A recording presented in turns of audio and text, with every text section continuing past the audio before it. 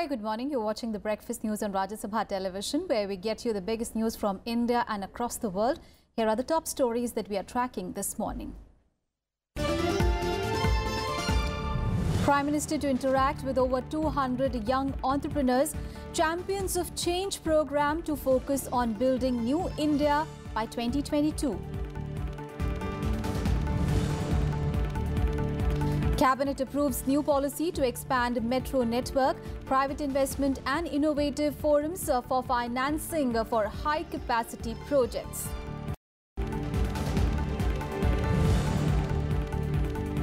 Army officers of India and China meet in Leh after incursion bid foiled by Indian forces in Ladakh. US asks both the nations to sit down and have a direct dialogue. No let-up in flood situation in Bihar. 72 people killed, 73 lakh affected across 14 districts. Assam Chief Minister in Delhi to apprise Prime Minister of the situation in the state. And United States designates Hizbul Mujahideen as foreign terrorist organization. Big setback for Pakistan that has projected the group as voice of people of Kashmir.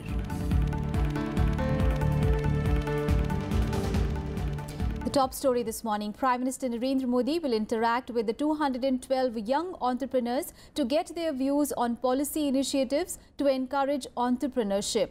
The meeting will take place under the Champions of Change program organized by Niti Aayog. The interaction will focus on building new India by 2022. Digital India and health education and skill development will be part of this program. The entrepreneurs will present papers to the Prime Minister on how private sector can enable innovation, job creation and income enhancement. They will also discuss on Incredible India 2 on promoting travel, tourism, art, culture, hospitality, promotion, marketing and branding. On to the other top story, the government approved a new metro rail policy on Wednesday to expand the metro network across various cities of the country.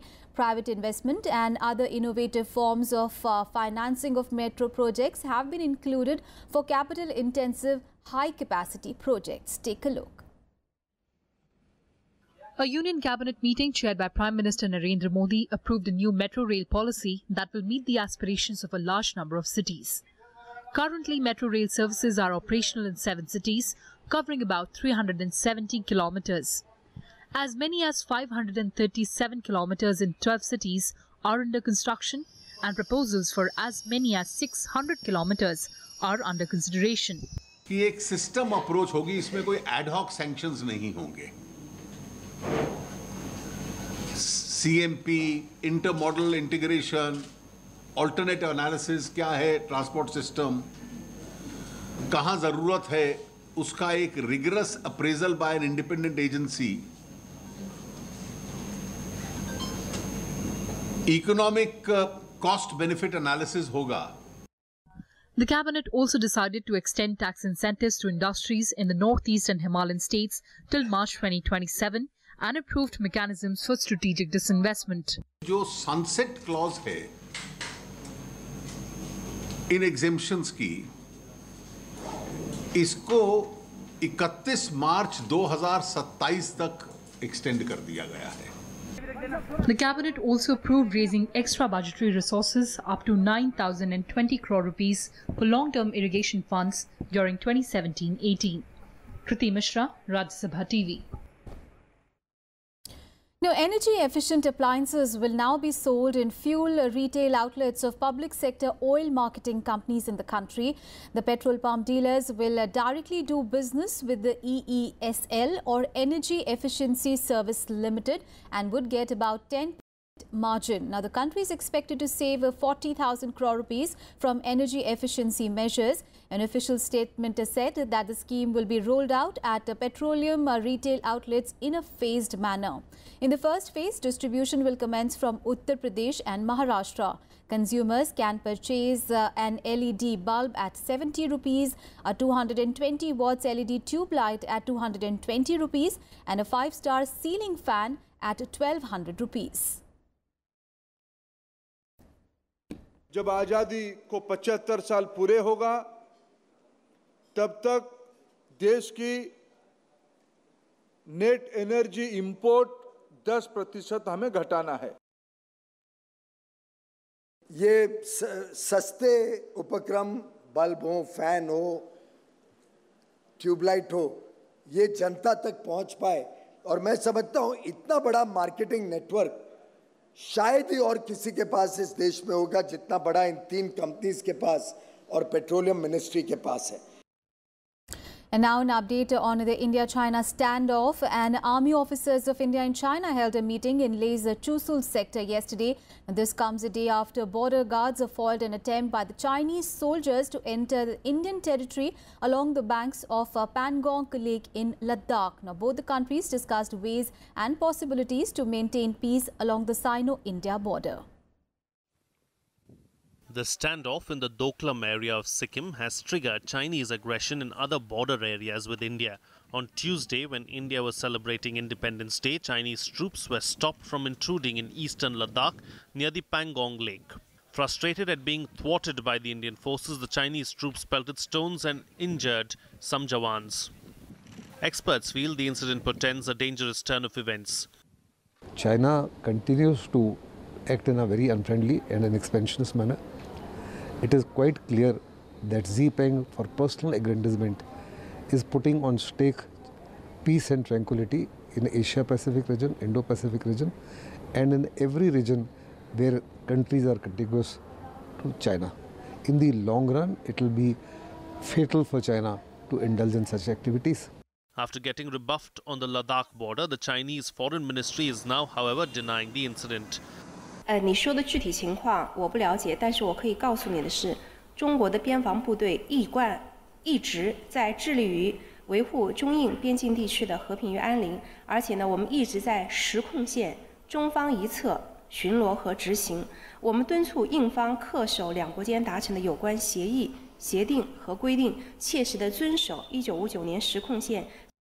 The Indian side has also chosen not to make a formal comment while indicating that such incidents are dealt with on the border itself. China is known for its practice to intrude and retreat when confronted while talking of peace. Strategists see it as a ploy to put India under pressure for a negotiation when in fact China too can't think of a full-fledged confrontation. China does it in a long-term basis. It's not in a hurry. So if we are going to think that China will straight away do something and be done away with, no. China will wait for a right opportunity when its pressures on its other borders are less, and when the atmosphere is congenial, the military action adventure atmosphere is congenial for it, it will take action. And that's what China is waiting to do. The latest confrontation between India and China comes ahead of the BRICS summit in China next month. Observers are waiting to see what effect it will have on the summit. Akhilesh Suman's report for Rajya Sabha Television. Meanwhile, the United States has said that it wants India and China to sit down and have a direct dialogue to resolve their issues. U.S. State Department spokesperson Heather Nauert said this to reporters at a news conference on Wednesday. The U.S. remarks came a day after a failed attempt by the Chinese soldiers to enter Indian territory along the banks of Pangong Lake in Ladakh.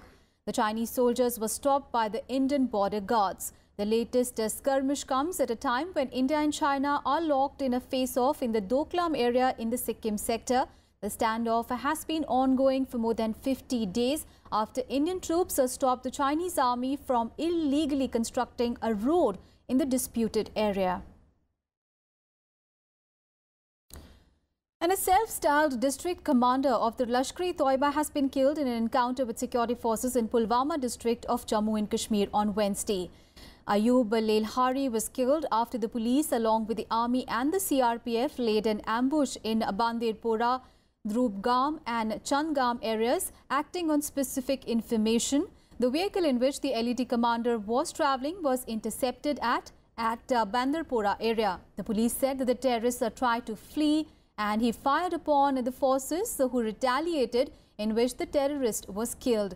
2 police personnel were also injured during the gunfight. The driver of the vehicle carrying the terrorists has been arrested. According to police, Leil Hari was involved in a number of terror incidents, including killing of civilians in Pulwama and attack on security forces as well. The United States has designated Kashmiri militant outfit Hizbul Mujahideen as a foreign terrorist organization. This comes 2 months after the US declared the group's chief, Sayyid Salahuddin, as a global terrorist. Now, with this designation, there will be a series of US sanctions slapped on the outfit. It has come following a rise in the terror group's activities in Kashmir in recent months. The aim of the move is to squeeze the outfit's funds. Among other things, its property and interests in property subject to US jurisdiction are also blocked. Also, US persons are generally prohibited from engaging in any transactions with this particular group. The US decision marks a severe blow to Pakistan, which has been projecting the militant group as a voice of Kashmiri people. Formed in 1989, Hizbul Mujahideen is one of the largest and oldest militant group operating in Kashmir. And a look at all the other national news in Nationwide. The ruling BJP has won 25 of the 43 local bodies in Madhya Pradesh, edging out the Congress, which emerged victorious on 15 seats. 3 local bodies have been won by independent candidates. The election for the posts of president in 43 local bodies, including 4 municipalities and 39 Nagar Parishads, was held on 11th of August. The victory for the ruling party comes against the backdrop of a violent farmers' protest in the state in the month of June. Pakistan's High Commissioner designate Sohail Mahmood has assumed charge in Delhi. Mahmood will present his credentials to President Ramnath Kovind soon. One of the senior-most officers of the Pakistan Foreign Service, he succeeds diplomat Abdul Basit, who served as Pakistan's envoy for 4 years. Prior to this, Mahmood served as Pakistan's ambassador in Turkey.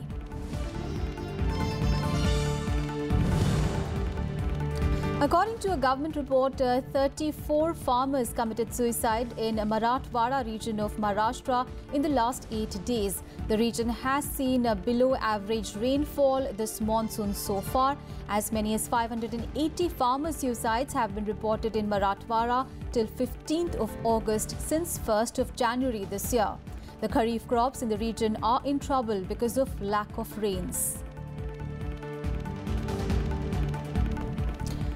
And the Delhi High Court will today hear a PIL to remove online links of the dangerous online game Blue Whale Challenge. The PIL was moved in the Delhi High Court seeking directions to the internet companies to take down the links of the game. Now, citing deaths of children in India and abroad, Advocate Gurmeet Singh, who filed the petition, sought immediate directions to restrain internet majors from uploading any material pertaining to the Blue Whale Challenge after the Union Information Technology Minister Ravi Shankar Prasad warned internet platforms of stern action if they don't remove links leading to the deadly Blue Whale game. The Supreme Court on Wednesday observed that like the Blue Whale game, people can nowadays be persuaded to do anything. Blue Whale is a challenge-based game in which the final task requires the player to commit suicide. जो blue whale gaming को लेकर लोग suicide कर रहे थे, हम लोग के पास बहुत शिकायत आई थी, including from the concern department. So we have taken a very tough measures.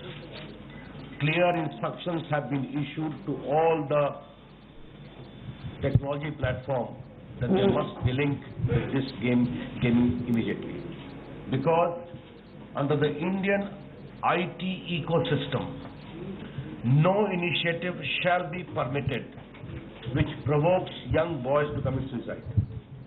This is plainly unacceptable.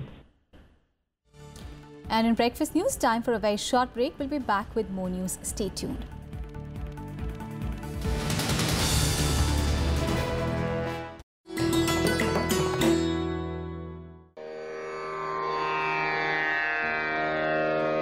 The sacred relics of Buddha were unearthed in Piprava in Uttar Pradesh. Buddhist monks from all over the world visit the National Museum to pay their respects. These charred bone fragments of Buddha are housed in the gold canopy gifted by the royal family of Thailand.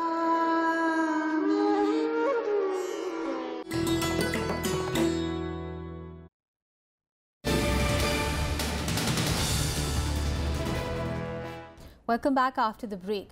Now, the rift within the Janata Dal United is deepening. The faction led by Sharad Yadavs is convening a Sammelan in the national capital. Addressing a press conference, Yadav said that program is not against anybody but in the interest of the nation. Now, asserting that composite culture is the soul of the constitution, he added that similar meetings will be held across the country. An invitation has been sent to 16 opposition parties. Now, top leaders of the Congress, the Left, Samajwadi Party, BSP, TMC and other parties opposed to the BJP have been invited to this program. The meeting is being seen as Yadav's show of strength against his party chief Nitish Kumar, who decided to ally with the BJP recently. ये किसी के खिलाफ ने देश के हक में सम्मेलन बनाया, ये भारत के हक में है। हिंदुस्तान के 125 करोड़ दिन की बात कर रहे हैं लोग, उनके हक में, ये भारत के हक में, हिंदुस्तान के हक में ये सम्मेलन मैंने कल जो है वो लोगों ने जिम्मेदारी दी थी, कोऑर्डिनेट कर रहा हूँ। आज तो सब रहे उसमें, मैंने सबसे बात की है। उसमें किसान आएंगे, आदिवासी आएंगे, उसमें दलित आएंगे। कोई पैरेलल पार्टी नहीं है। पार्टी के 100% विधायक, विधान पार्षद, लोकसभा के सदस्य, राज्यसभा के सदस्य छोड़ करके 2 लोगों को, सारे पदाधिकारी श्री नीतीश कुमार के साथ हैं। 1-2 एलिमेंट हैं जो असंतुष्ट हैं, जिनका कोई वजूद नहीं। And news from the Congress's camp. Now, Party Vice President Rahul Gandhi has accused Prime Minister Narendra Modi of creating an environment of hatred and anger in Kashmir. Now, addressing a rally in Bengaluru on Wednesday, Rahul Gandhi said that Prime Minister Narendra Modi's policy created space in Jammu and Kashmir for Pakistan to misbehave. His statement comes a day after Prime Minister Modi said in his Independence Day speech that the problem in Kashmir can be resolved by embracing people and not through bullets and abuses. The Congress Vice President was in Bengaluru to inaugurate the Indira Canteen, the Karnataka government's subsidized outlets that will provide breakfast at 5 rupees and lunch and dinner at 10 rupees. Now, initially called Nama Canteen, the name was later changed. The state government provided 100 crore rupees in the budget to set up the canteens in 198 wards of Bengaluru. We want the poorest person in Bangalore, the weakest person in Bangalore. We want him or her to feel that in this city, they cannot go hungry. And now an update on the Gorakhpur hospital tragedy. Now, a public interest litigation has been filed in the Allahabad High Court seeking a judicial inquiry into the recent deaths at the BRD hospital in Gorakhpur. Now, 71 children have lost their lives since 7th of August. The PIL is likely to be taken up for hearing today. The petitioners have blamed the deaths on carelessness of the doctors at the hospital. They have also said that although encephalitis claims many young lives every year, there were no effective measures to contain the outbreak of the vector-borne disease. Alongside, a man whose newborn daughter was among the many victims at the hospital has approached the police seeking action against UP's health and medical education ministers. However, no FIR has been lodged. UP Health Minister Siddharth Nath Singh has said that a report has been sought from all the medical colleges and hospitals in the state on the availability of oxygen or payment issues. He said that everything have been found in order. हम आए हैं, बच्चे यहाँ पे admit किए थे, oxygen के कारण हमारे बच्चे की जान चली गई। थाने पे आए हैं, जो इसके दोषी सजा है उन पे केस करने के लिए। And the flood situation in Assam and Bihar has worsened due to incessant rains, with lakhs of people being affected in both the states. At least 72 people have died in Bihar, whereas 39 have been declared dead in Assam. The NDRF and the army have been pressed into service to evacuate those stranded. Unprecedented heavy rains have unleashed floods, wreaking havoc in Bihar and Assam. In Bihar, the flood situation has further deteriorated. At least 72 people have lost their lives and nearly 73 lakh people have been hit in around 14 districts. मंदिर में हम रहते हैं, चारों ओर पानी घेर लिया है, कहीं जाने की व्यवस्था नहीं है, बाल बच्चा लेकर मंदिर में रहते हैं, पानी के पीने वाला पानी नहीं है, खाने के लिए कुछ नहीं है, कैसे खाए हैं, कोटे चारों ओर पानी घेर लिया है, घर में पानी ढुक गया है. Deputy Chief Minister Sushil Modi said that the National Disaster Relief Force teams were carrying out rescue operations on war footing to evacuate people from low-lying areas.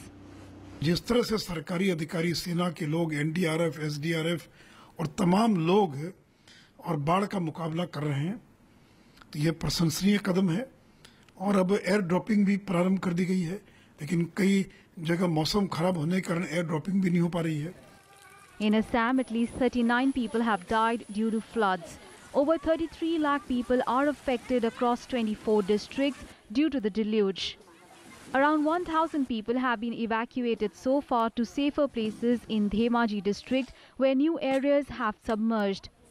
Assam Governor Banwari Lal Purohit visited the flood-hit region and reviewed facilities being provided at the relief camp in Morigaon district. करीब 50% villages इस जिले के पूरे affected हैं. मुझे संतोष इस बात का है, पर्सनली कई विलेजेस में गया हूँ, कैंप में गया हूँ, उनको जो ज़रूरत की आवश्यक सप्लाई है, दाल, चावल, मेडिसिन, बिस्किट बच्चों के लिए, वो बराबर सप्लाई हो रही है. Assam Chief Minister Sarbanand Sonowal is in the national capital to meet Prime Minister Narendra Modi. Sonowal will apprise the Prime Minister of the preliminary damage caused by the third wave of floods. Bureau Report, Rajya Sabha TV. And flood fury also continues in northern parts of West Bengal. At least 32 people have been killed and over 14 lakh affected so far due to floods in 6 districts of the state. All passenger train services connecting North Bengal to Kolkata remain suspended for the 5th consecutive day today. The Eastern Railway has cancelled 14 mail and express trains in view of the prevailing situation. Chief Minister Mamata Banerjee has said that her government's priority was to ensure rescue operations were efficient. She also added that the evaluation of the damage would be carried out only after those affected were rescued. She said that she had already apprised the Prime Minister and the Home Minister of the current situation.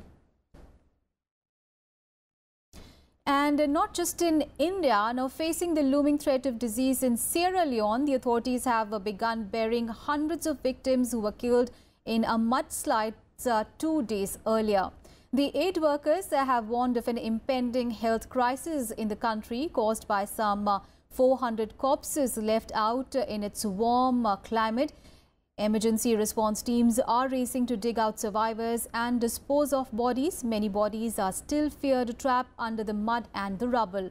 Now, according to aid workers, there is a high risk of disease outbreaks such as cholera as the corpses are lying in the open. Meanwhile, a minute of silence was held in Sierra Leone's capital, Freetown, on Wednesday in the memory of hundreds of people killed in the devastating floods and mudslides. The president of the country has announced that the country would observe a week-long mourning in the remembrance of those killed in the disaster. Yesterday to today, they don't send over 400 body there now, and yesterday they beg over 150, both children and adults. The one where they don't put. Today I lost about 9 picking. 9 picking when I all don't go. I lost in wave, second wave. So the first woman in the left now. The balance all don't go. So I don't know me connection how I could do now. Big story coming in from Pakistan, where the country's top anti-graft organization has summoned ousted Prime Minister Nawaz Sharif and his two sons in money laundering and corruption cases on the order of the Supreme Court.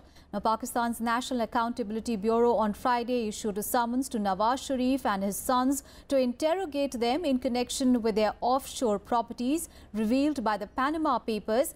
Now, Sharif and his sons have been directed to appear before NAB's Lahore office on 18th of August. On 28th of July, the five-member bench of the Supreme Court had disqualified Sharif over corruption charges. The apex court had also directed the NAB to investigate money laundering and other corruption charges against Sharif and his relatives in the light of the report of the joint investigation team. Sharif has challenged his dismissal, terming the verdict as suffering from errors. And United States President Donald Trump continues to be under fire over his handling of violent clashes in Virginia. Several business leaders announced their resignations from White House's business councils in recent days over the issue. On Wednesday, Trump responded by scrapping two councils, American Manufacturing Council and Strategic and Policy Forum. He conveyed the decision on Twitter, saying that rather than putting pressure on the business people of the Manufacturing Council and Strategy and Policy Forum, I am ending both. Thank you all. The clashes in Charlottesville in Virginia culminated in a woman's death and nearly 20 wounded when a car plowed into a crowd of protesters. The president repeated sentiments on Tuesday that he had first expressed over the weekend when he had said that there was blame on both the sides of Saturday's protests. Meanwhile, condemnation continues across the world over Virginia violence. Die amerikanische Debatte hat ja gezeigt, wie empörend die ersten Äußerungen des amerikanischen Präsidenten in den Vereinigten Staaten von Amerika aufgenommen worden sind. Das scheint der Grund zu sein, warum er sich jetzt korrigiert. Aber die Empörung war zu Recht groß. Well, I do not comment on what presidents say. I affirm principles. And the principles I affirm are very clear. Racism, xenophobia, anti-Semitism or Islamophobia are, as I mentioned yesterday, poisoning our societies. And it is absolutely essential for us all to stand up against them everywhere and every time. And let's get you some more news from across the world in World Wrap. Guam's government says that there has been no change in its threat level after North Korea threatened last week to fire missiles nearby. North Korean leader Kim Jong-un says that he has delayed a decision on firing missile towards Guam while he waits to see what the US does. Despite the recent scares, Guam's Tourism Bureau says that tourism over the past few days has grown as expected. Kenya's opposition leader Raila Odinga says that he will make a legal challenge to the result of last week's presidential election, which he claims was rigged. Odinga has accused the electoral authorities of a fraud tantamount to democracy's slaughter, but foreign observers describe the election as free and fair. The official results gave President Kenyatta about 54% of the vote and Odinga 45%. Saudi Arabia said on Wednesday that it would welcome Qatari pilgrims perform the Hajj this season. The Salwa border point would be open for Qatari citizens to wish to perform the annual pilgrimage. Saudi Arabia, Egypt, Bahrain and the UAE imposed sanctions on Qatar in June this year, and they had cut all transport links with the country. And finally, on to some sports news. The 6-city trophy tour for the FIFA Under-17 World Cup will begin in the national capital today. The tour will cover almost 9,000 kilometers over a period of 40 days till 26th of September. The silverware will be on display in Delhi on till 22nd of August. The tour will continue in Guwahati from 24 to 29th of August, and the next stops will be Kolkata, Goa and Kochi. India will be hosting its first FIFA tournament from 6th of October to 28th of October. The tournament will be played at 6 venues: Goa, Guwahati, Kochi, Kolkata, Navi Mumbai and New Delhi. And that's all in this edition of news. Thanks for watching.